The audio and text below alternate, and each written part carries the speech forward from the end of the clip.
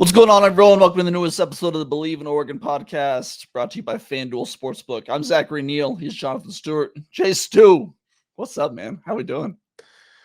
I'm good, man. How could we not be? You know, I told you so. People, they wanted us to lose that game.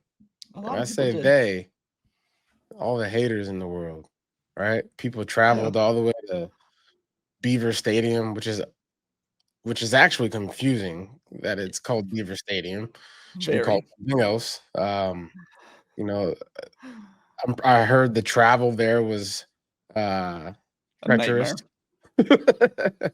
It was not easy to get to. Your travel.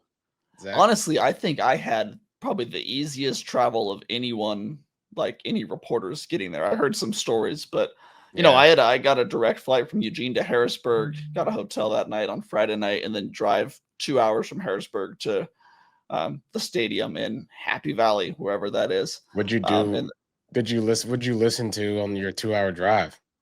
Podcasts. You know, Dan Rubenstein, our good friend Dan Rubenstein with the Solid Verbal. They had a good preview show. So, you know, it was a fine drive, not too early in the morning, but then had to leave. I stayed at a friend's Airbnb that night after the game. Didn't get out of the stadium till like 1:30.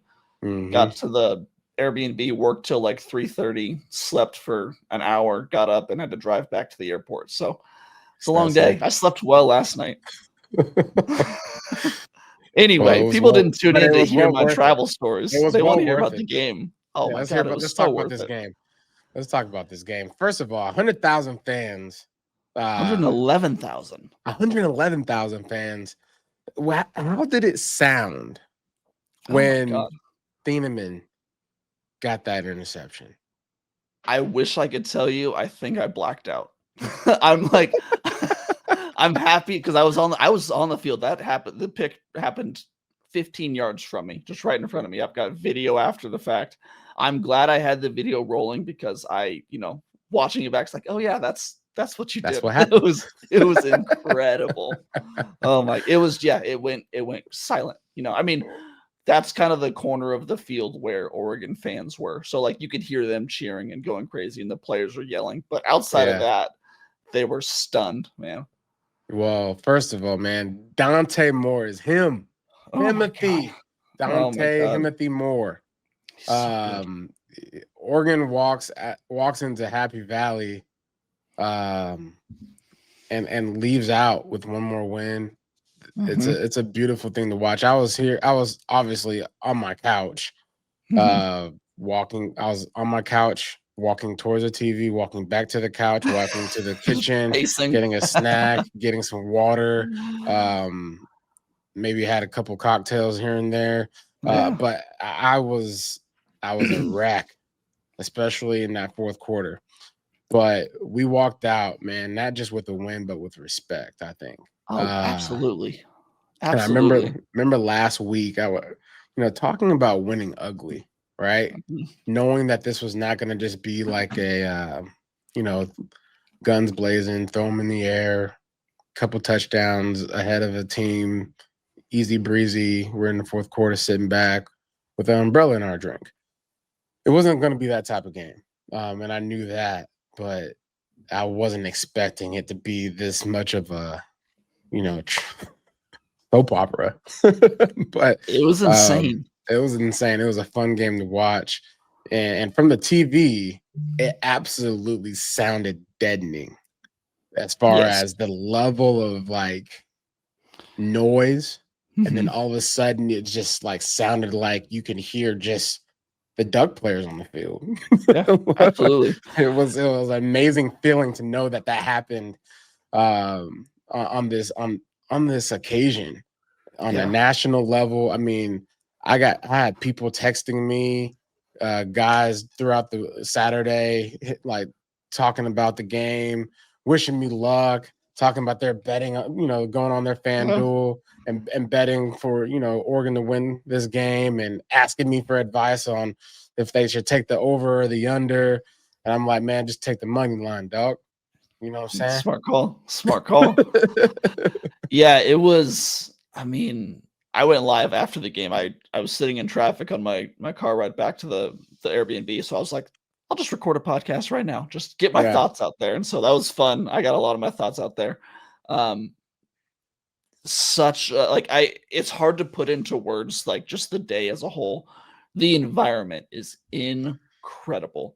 I mean, I've been to Augusta. I've been to the Masters. You have as well. I'm not putting it over the Masters. Let me say that right now. Like the Masters, that was the coolest experience of my life. This is up there. Like I honestly think this was probably the second coolest sporting event I have ever attended. So they put on a show, huh? It's unbelievable, man. Like the sheer magnitude of everything from tailgating. I mean, you drive over this hill. It's in the middle of nowhere. You think you're just driving out in the country, then you go over a hill and it's like, oh my God, there's tailgating as far as the eye can see. Like there's 100,000 fans in the stadium. There was probably 300,000 people tailgating. Like the size of the stadium, the cohesiveness of the fans, like talk about tradition and just fans knowing every word to every chant, knowing when to wave their pom-poms like in unison. It was just like, it was a spectacle. It was one of those moments where I just kind of sat back and looked. I was like, this is my job to cover this. Like, how lucky am I? So just regardless of the outcome of the game aside, the spectacle of the entire thing was so amazing. Something I will never forget. Just like a pantheon day in my career. And then you had the game, and then you had how everything turned out, and you had them building the 14-point lead, and then does this bring you back to trigger moments? It does, man. I'm not a fan of the song, but there I was like, all right, this is awesome. This is so cool. I think they should adopt it. Right. Well, Dan, did you see Dan on his Instagram story after the game posted that? He posted a picture of Thieneman making the pick with that song playing. He said, "This is my new favorite song." Yeah, like, it's my new favorite song. No, but them giving up the 14-point lead in fourth quarter, going to overtime, having to come back, then missing the 2-point conversion, and then the pick. And it was like, I can't believe it. That was not a game they're supposed to win. Like everything that, I mean, stuff went their way too. You had the Noah Whittington overturned fumble, which was incredible. I can't believe they overturned that. But then just the grass, man. Yeah, someone forgot to mow that little area. That groundskeeper, man, that landscape guy, man. We need to fire you. He's out. Yeah, right. It's just incredible. Just a little extra. Such a fun game. Such an insane scene after the fact. I'm so lucky to have been on the field. I found Dan Lanning quickly after the game, was filming him the entire time. I have never seen him more. Yeah, he looked like excited. He was juiced. Oh my gosh. There's a video, I don't know if you've seen it on my Twitter, where I was just following him for like the 30 seconds afterwards. Before that TV interview, he just let out a primal scream. Like he just had to let the energy loose. And it was like, I've seen him excited before. I have never seen him close to that before. So there's a lot I think that this game symbolizes. And we can get to it a little bit later, but the biggest takeaways that I came with from this game is that Oregon proved they can win ugly games and they can win late, right? You talk about the games that they've played previous to this game. They haven't played full 4 quarters. The starters. They have not played full 4 quarters. And for them to just be able to show up to the most crazy environment that they've played in outside of Autzen Stadium, and maybe there's a credit there. They've been used to crazy environments because of Autzen Stadium. Not a lot of people have these types of opportunities to play home games and to have that type of energy, right? But to be able to take that on the road and to win in that type of environment, that's championship DNA. And last year, there wasn't one game that actually left me thinking to myself, this is championship caliber football. Yeah. And being able to win ugly games, being able to win patient football games. I mean, really, if you think about it, this is probably another takeaway. Dan Lanning beat James Franklin at his own game. He did. Discipline, patience, and hell, trust. Trust. Well, The fact that he went for it on fourth down 7 times and got it 5 out of 7. times. That's I incredible. mean, that's just insane, dog. So much trust. So much So much trust. That boy trust y'all. Like, to have a head coach say like, dial up. No, we're going for it. Hey, scramble. We're gonna dial up a fourth down quarterback run. The ball's in your hand. We trust you. QB draw. Incredible. Incredible. And what impressed me so much is it's not like they were out of their element doing that too. They were playing to do that. They were playing for fourth and short. They were, I mean, the number of times they were just, they did a really good job on first and second down of getting it to third and 4. I don't have time to go through the stats. That'd be a deeper dive in the stats. But to see how many times they had 3rd and 7 or longer, I think it was once or twice.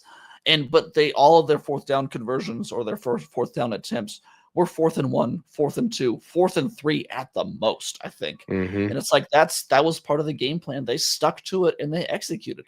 That's what was most impressive to me. Like, that was not, when we think of proverbial Oregon football, that wasn't it. But kind of making that Oregon football. They won in the trenches. They won patiently. That's what's so impressive. Yeah, patience, man. And James Franklin, we were playing his game the first 3 quarters, or not the first 3 quarters, the first half. First half, yeah. 3-3 first half, halftime. like, our defense anchored down for 3 quarters as a total, right? And basically exchanging stones and throwing them at each other, right? And rock fight. It was a rock fight. It was a fist fight. It's exactly what you would want to see in a heavyweight fight. You want to see blows for blows. Who can win in the trenches? Oregon proved that this offensive line can handle running the ball in environments like that, which is going to be needed if you're going to win a championship. Because that type of environment, when it comes to pass pro, any offensive lineman would tell you, if I can't hear the snap count and we're depending on tapping a leg of the center to get the ball off, that means that the defense has the leverage, right? So if we're sitting here anchoring down, ready to, hit deep shots all game, that's not going to win it. Winning the way we just did against Penn State, if this is the scariest team in all college football at this point, especially with Dante Moore. Moore, the way the emotion that I saw out of him and the coaching staff with him, seeing Will Stein hug him and embrace him as he cries, right? Yeah. That's a moment for that kid after all that he's gone through and all the preparation and just the I look at the games before this game as preseason games, basically, right? They were. And this was the moment that Dante Moore proved to himself, I think, that I belong. I am him. I am the guy that my coaching staff believed in, my family believed in, my teammates believed in, God believed in, and now I'm here. And now I have the confidence fully. You know what I'm saying? It's one thing to obviously know that Dante Moore has been a confident player throughout his time playing football, but on that type of stage, on that level, with this team in this moment, he proved it. And it was on a prime time Heisman campaign shifted moment. It was beautiful. And that's what makes this team scary, because now you have a quarterback that, in my opinion, is the best quarterback in all college football.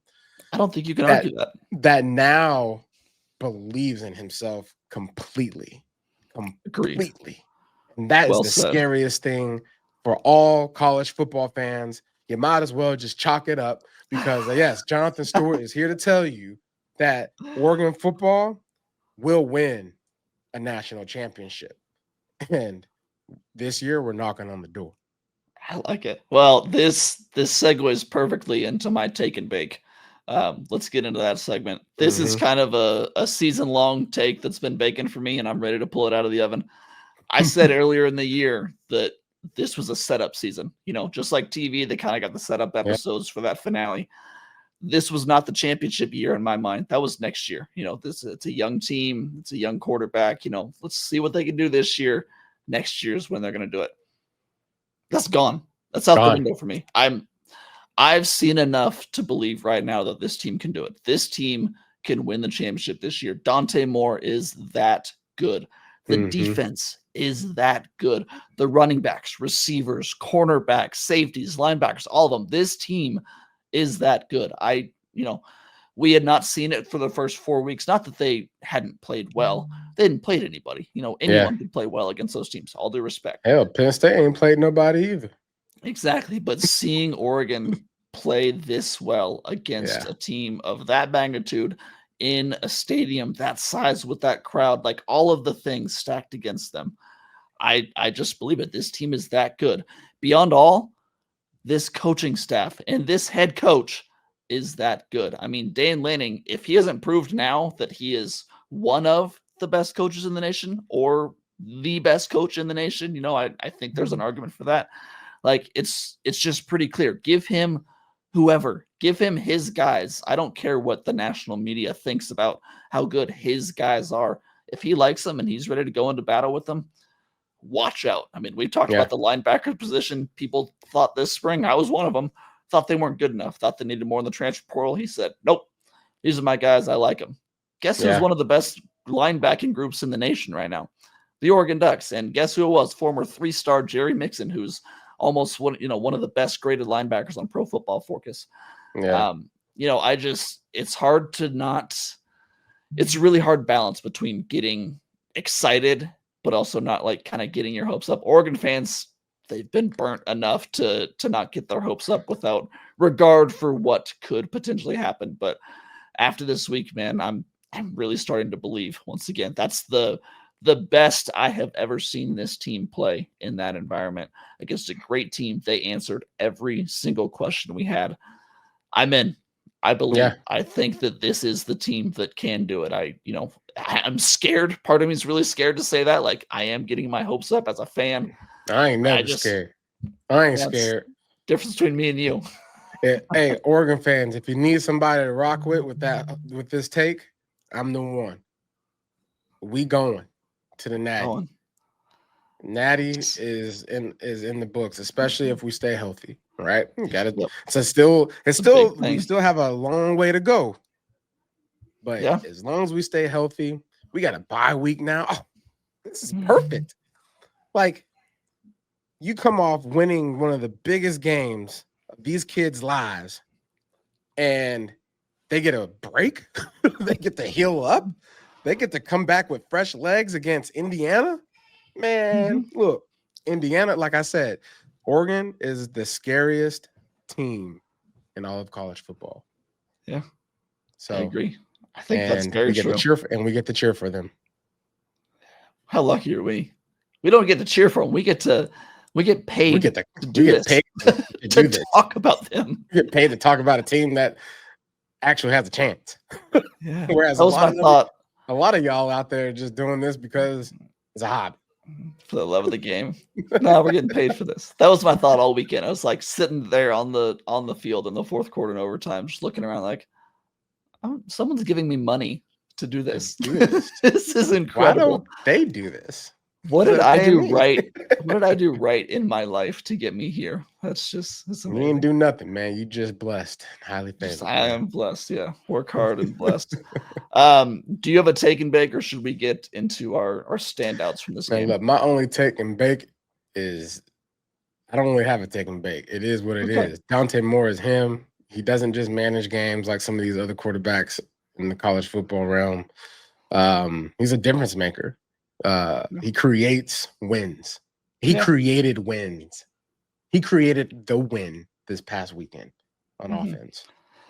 Let's keep it right there. There's a lot to that. We're going to talk about standout players, from this team. Obviously, he is at the top of the list. Yeah. Let me pull up his stats real quick. I believe he was 29 for 39. 39. Yeah, 29 for 39 for 248 yards, 3 touchdowns. Technically, no interceptions because that interception on the 2-point conversion does not count against his stats. Apparently, that's something I learned this week. 74% completion. Also, 10 rushes for 35 yards. That's almost the stat that impressed me the most. We had questions coming into this year. How would his legs be? How mobile of a quarterback would he be?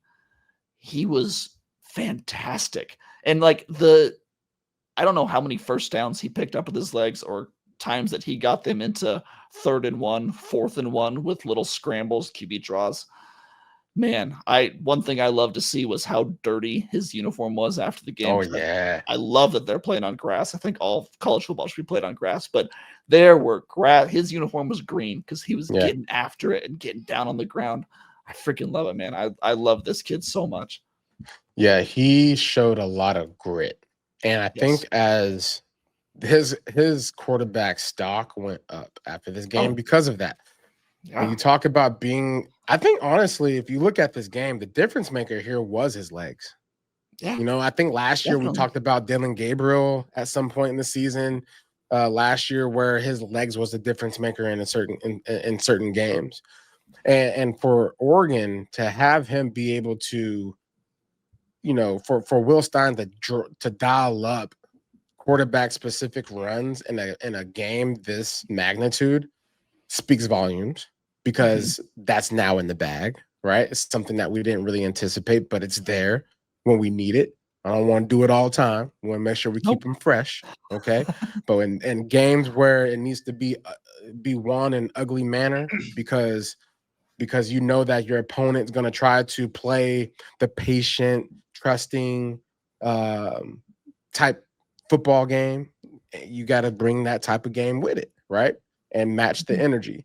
We matched the energy. Dante Moore was the most poised. He had the best decision making. He was the toughest. He ran the best. He threw the best. He was the best on the field. He didn't get rattled. And that had to be so easy to go out there and fall apart. Yeah, I would have definitely thrown a couple picks. Oh my God. And one play that sticks out to me, they were in, I think it was second quarter, 4th and 1. They're lining up and they've got the 13 personnel out there. Looks like they're going to go, fullback dive, halfback dive, play action fake, hits Decorian Moore on a strike over the middle for like 24 yards. And it's like the freaking balls to throw that ball. And so, I mean, he could have tucked it and ran and probably picked up the first, but he's like, you know what? I trust my guy. I trust my arm. I'm going to take a shot play right here on 4th and 1 when they don't expect it. Playing video games. That's what you explained was a video game. Yeah. I'm just going to throw it. Yeah. Why not? I could get the 4th and 1 and be conservative, but I'm going to demoralize you for a second and take this yardage. We could talk about Dante for 20 more minutes, but I think that there's a lot of other guys to talk about him. Who else stood out to you? Bear hug. Yes, Bear on my list. Hug Alexander. God, what a game! Was bear hugging tackles. I don't even want to call it tackles. We call them bear hugs from now on. When Bear Alexander is in on the play, beware of getting bear hugged. Okay. He controlled the trenches, man. It was something that I actually leading into this game. I was like, man, who's a player that needs to step up? Bear Alexander. He dominated. He dominated the trenches. He took up double teams. He ate the double teams up like it was lunch. He's like, yeah, come on. Y'all come over here, double teams. Absolutely. And then everybody else go eat, right? That is selfless ball. That is taking ownership.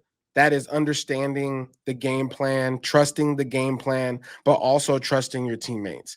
That comes from upper management. That comes from Dan Lanning himself, period.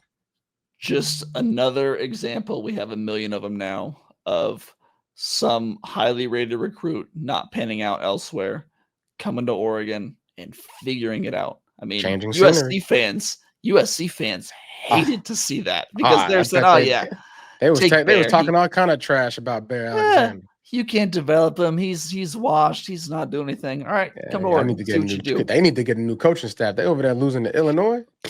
Yeah, God, please. Yeah, Bear Alexander, incredible game. My guy, I'm kind of surprised you didn't take this guy. De'Aaron Hill. Well, it's a given. I got more guys. I'm RB1. RB1. RB1. Numero uno.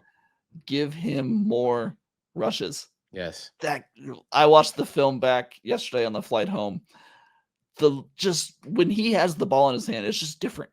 I don't know what it is. I don't have enough of a football eye. Is that what it is? Like he's fast. You can't listen, coach. He hits the hole so hard. So you can't tackle a blur. That's true.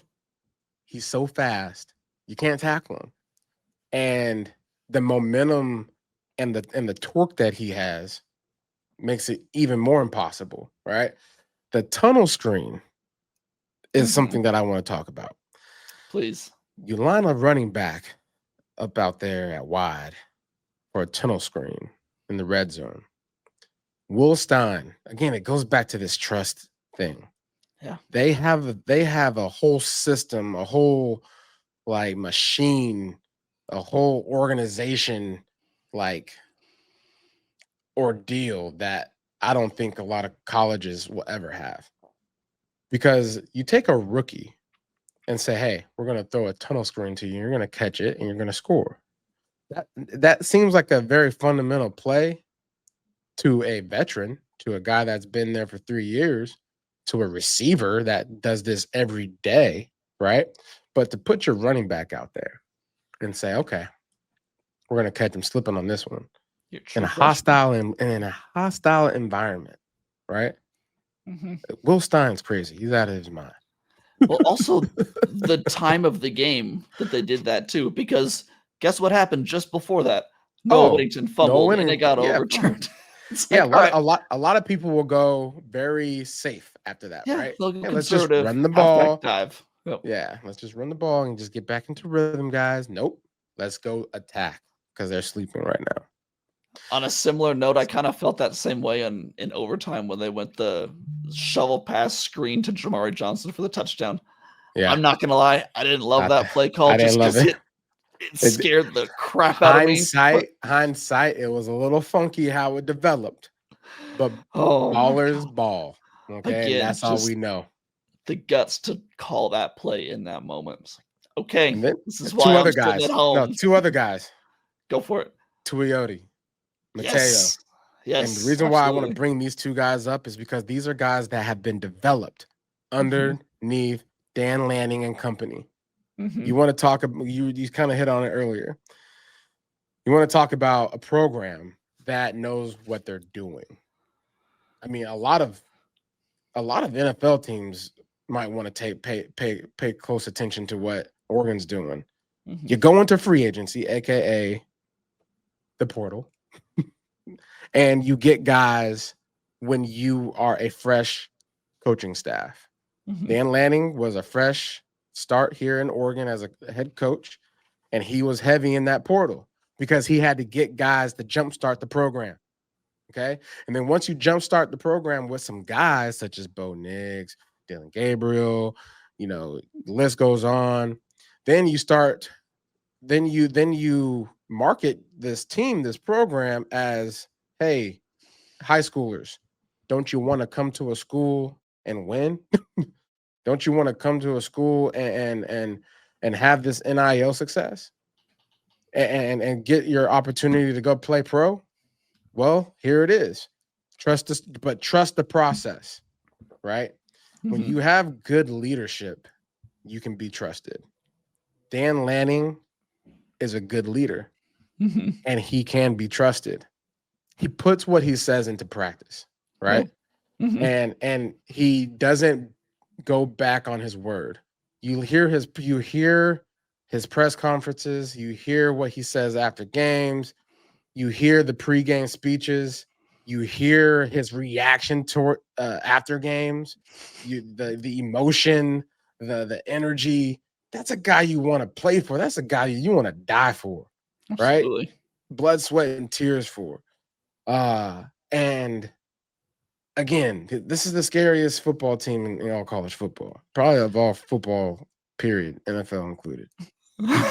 You think so? Yeah. Scariest. That's a different conversation. Not that I'm saying that Oregon can go and face a NFL team and win by any means, but I'm just saying as far as the stature of a person coming into a room, you giving that double take like, whoa, what is that? That's true. Yeah. Back to Tatum. I mean, what a game for him. I don't even know what his stats were, but it doesn't matter. If you watch the tape, he stood out. Yeah, they both got constantly. 2 sacks. They both had a sack each. Yeah, him and Mateo played really well. I want to highlight someone who I don't think did a ton on the stat sheet either, but absolutely deserves the recognition. Kenyon Sadiq. Oh, if nothing more for that chase down tackle on the interception in the second overtime. That's one of those hustle plays that won't show up on a stat sheet, but you watch that film back, he was a blur running from the end zone to midfield to chase down that interception.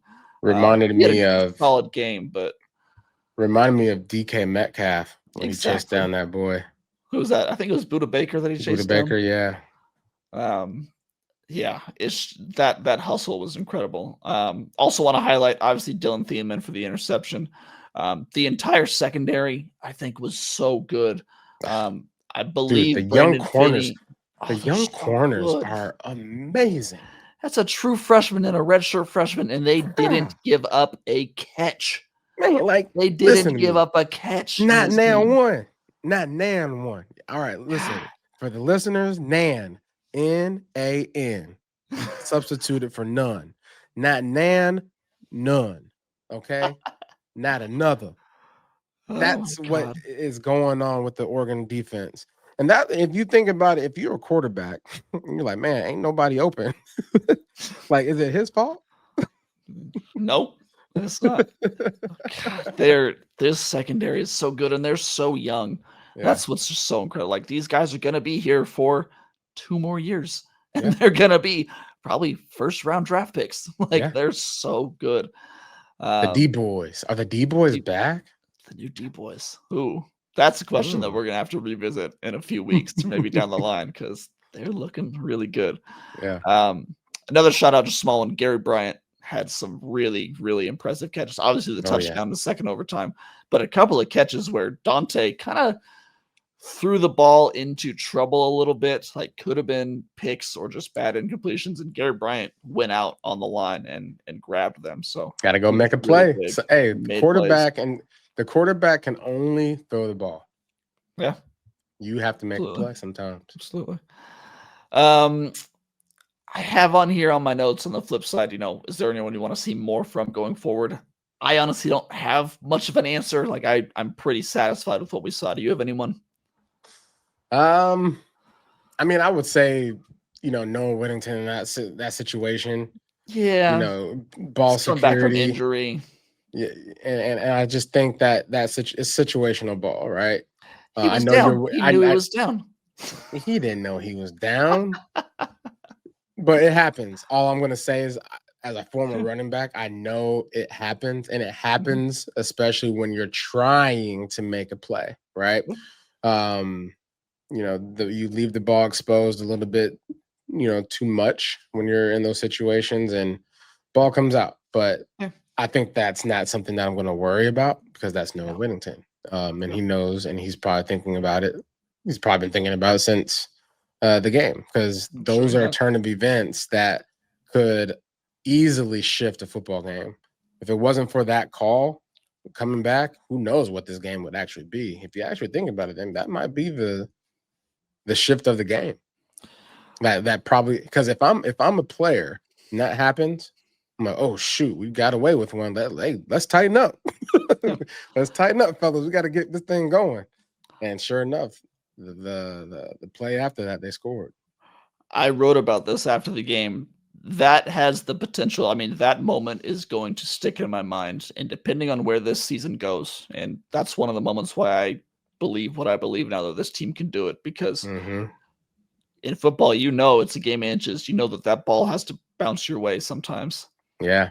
The ball bounced their way right there. I mean, we've seen it. We've seen Dyer was down. Dyer was not called down. We've seen the ball go the other way so many times. And that was a moment on Saturday where it's like, oh, okay, the ball is bouncing towards Oregon. If that continues to happen, it just kind of felt like a metaphysical shift. Like I don't know. Just depending on where this season goes, I'm going to remember that moment and go back to that.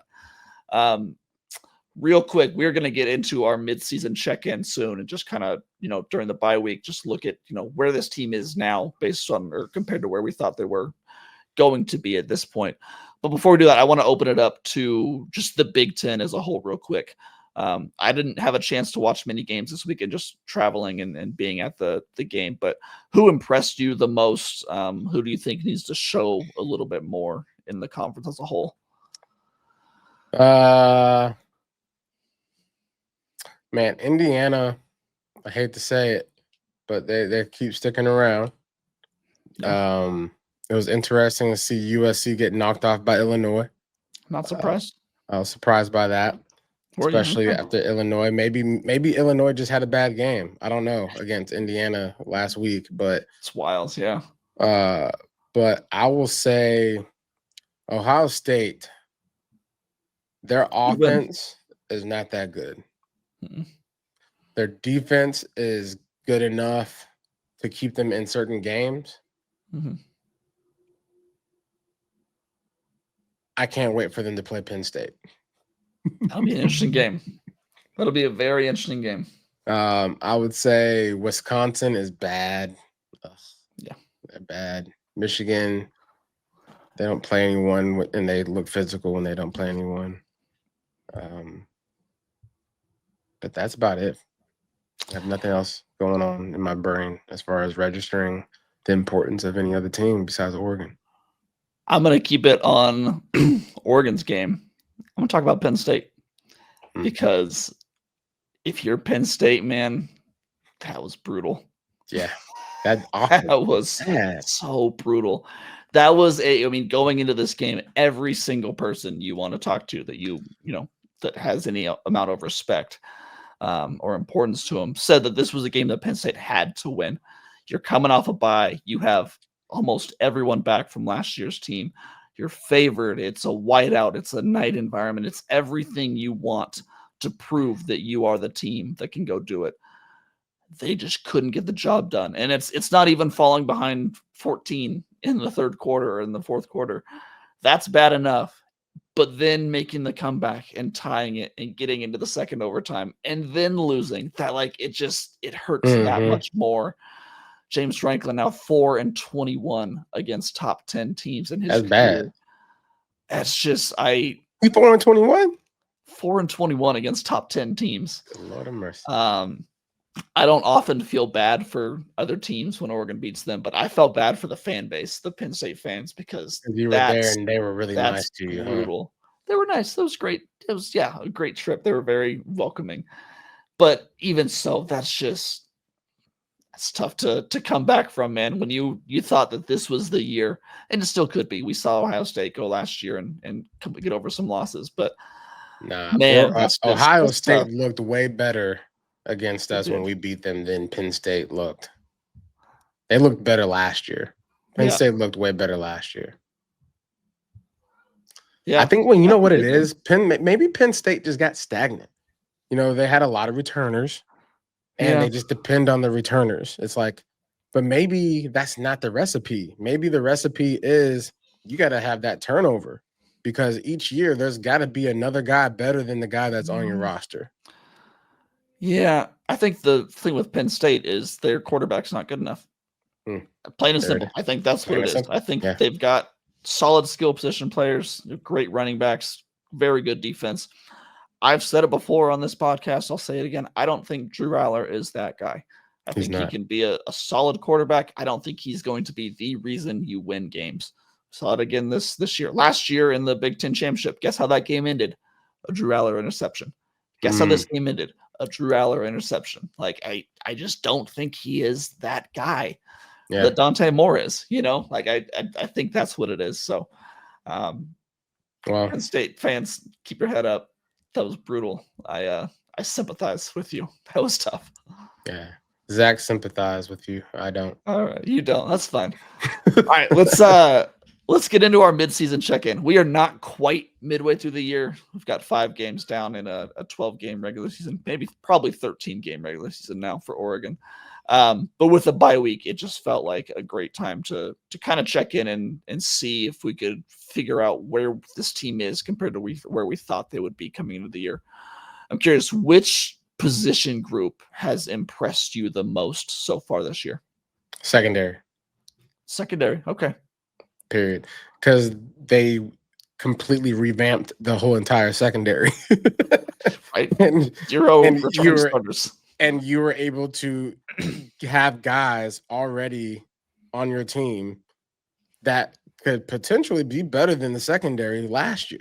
So yeah, I think that just goes without saying.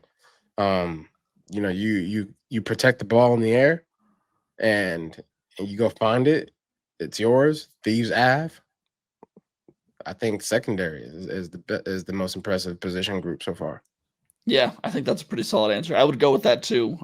Also, just shout out to the wide receivers. They've been really, really, really good. Not just catching the ball, but blocking as well. Yeah. This feels like a simple answer. Who was your early MVP of the year? Dante Moore. Yes. The guy of excellence, the guy of poise, the man with the fro with the Dr. Dre headphone beats on. That guy. The guy that doesn't mind getting his jersey dirty. The guy that throws dimes, the back shoulder god. Okay. Yeah. Easy answer. I love it. Yeah. Who is your most improved player of the year so far? I mean, maybe the offensive line. No. The defensive line. They're too I'll say new. defensive line. Defensive line. Good. Defensive line led by Bear Alexander, most improved. Because the difference in this game from last year and this year was the rushing yard total. And we were able to hold these guys. Oregon was able to hold Penn State to, I think at one point, 92 yards. I think going into the fourth quarter, it was like 73 yards. It was 2.2 yards per carry going into the fourth quarter. They ended up with 4 yards per carry, which is still great. So I would say that group is the most improved for sure. I'm going with Gary Bryant Jr. I think that he was kind of cast off as a wide receiver. I mean, people just didn't expect much from him after last year. I mean, I think he was more hurt than people really realized last year, so he didn't have an impact, but he's been incredible, man. I mean, there's a lot of dudes in that wide receiver room. He's one of them, and he's the leader of that group. I mean, I've been really impressed with him. What has been your biggest surprise of the year so far? De'Air Hill. Yes. My man been running hills on top of hills on top of hills because he just be running.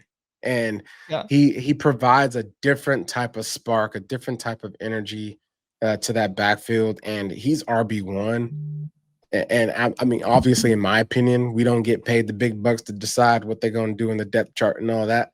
But I know this, when it came down to the big game, when it came down to facing off against 2 other running back studs for Penn State, he was the best running back on the field on Saturday.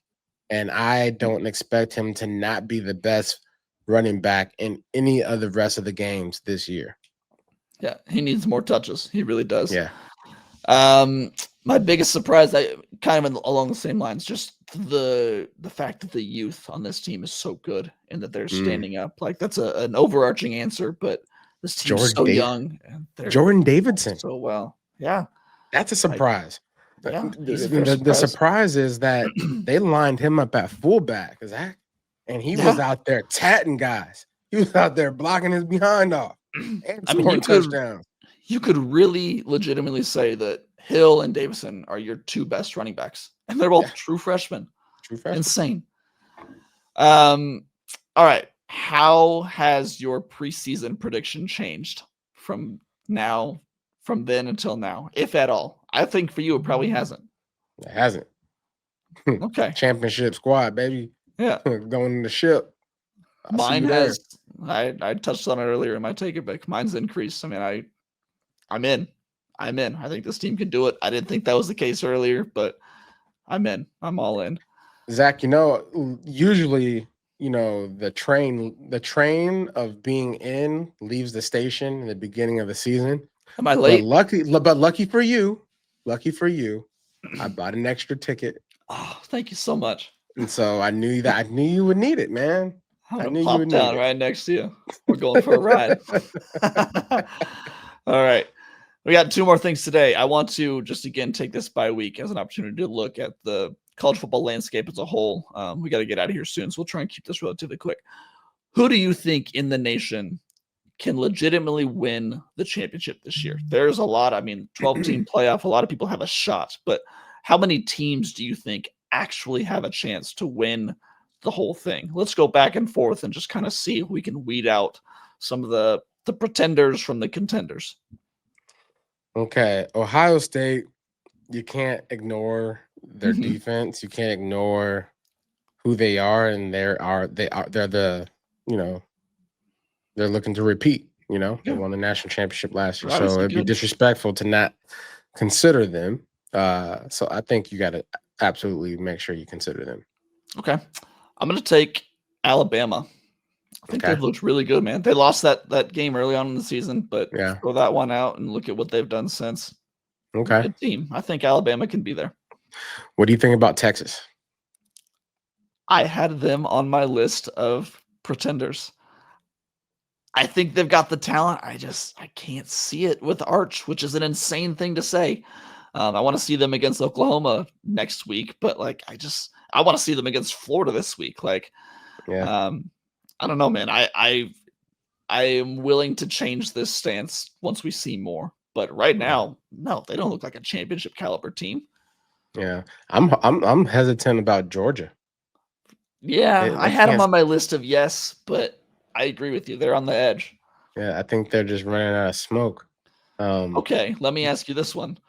What do you think about Miami?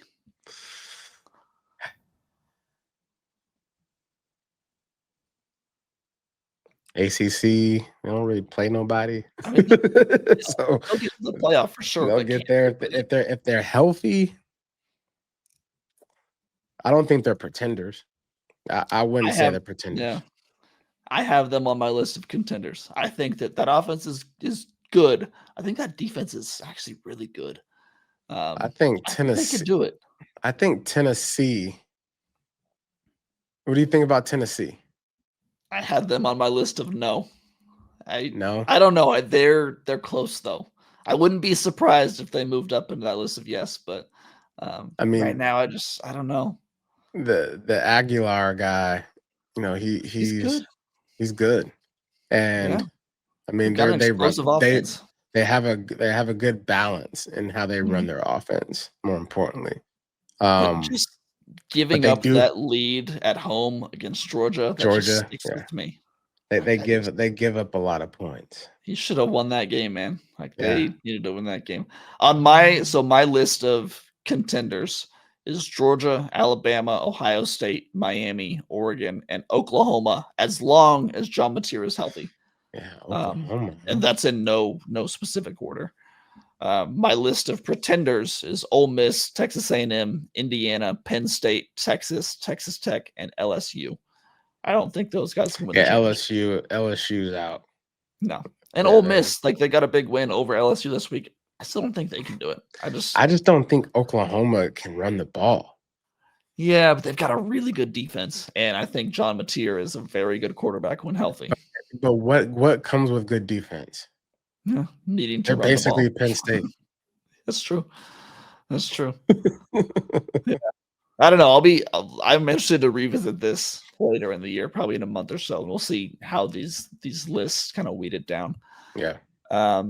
No betting picks or preview today, obviously, with the bye week. We'll get into that next week, the Indiana preview. Let's close it out with Quack Facts, where I try and stump you with a trivia question. You ready for this? Yep. All right. Joy On Harrington. Saturday, not the answer. On Saturday night, Oregon played in front of 111 and 15,000 fans at Beaver Stadium, which is the largest crowd that the Ducks have ever seen in program history. What is the second largest crowd that the Oregon Ducks have ever played in front of? Who was it? And Do you have any idea how many people were there? Michigan game. Whoa. Okay. Yeah, That was easy. yeah. How That many was was my it? year, right? 2007. No, When it was was that? last year. It was Oh, last last year. year. Michigan game. Okay, I knew. I just went off of the stadium Just knew. size. Yeah, how many fans that was? 115,000.